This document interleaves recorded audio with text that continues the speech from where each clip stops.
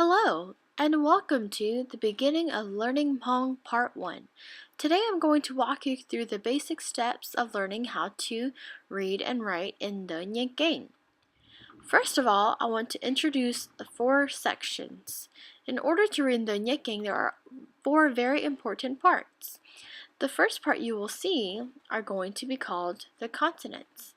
The second part will be known as the vowels. The third part will be known as the accents, and last but not least, we will talk about the indicators.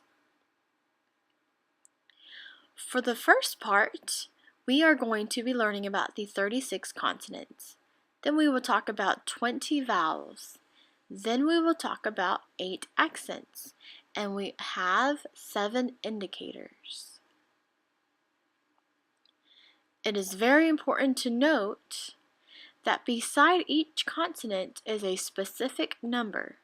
These numbers will allow you to know what order they come in the alphabet. The same thing will happen for the vowels. They also have a specific number. Same thing for the accents as well as the indicators. These are the first 4 letters of the Ntawv game. They are ma Chach, dan dak, tat tat. The next 4 are ha ha, na nan, sa sas, gang gag. The next 4 are ja jak, la al, sha shash, ja jak. Here you will also see the rest that we can learn a little later. Here are some of the vowels that we are going to talk about today as well. The next ones that you will see are the ow, or, ia, ang, e, or, ah, oo. These accents will be known as dang, dang, dang, dang, dang, dang, dang. The indicators are ong, be, color, kateng, bong, susu,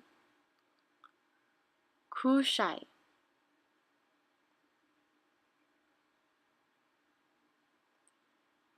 What we're going to go into next are how to use some of the vowels. You know these in English as the vowels. What we will do, we will put 2 vowels together to make what's called a vowel team in English. First, I'm going to teach you when you put the a together with the e, they make the sound I. It can also be represented by the ra-I. The next one we will learn is when we put the a together with the aw, this sound will say ow. It can also be represented with the mla-ow. Here are some more for you to look at. Here's a quick glance of all the Ntawv game. In the next slide, we will be putting the different parts together to create some words.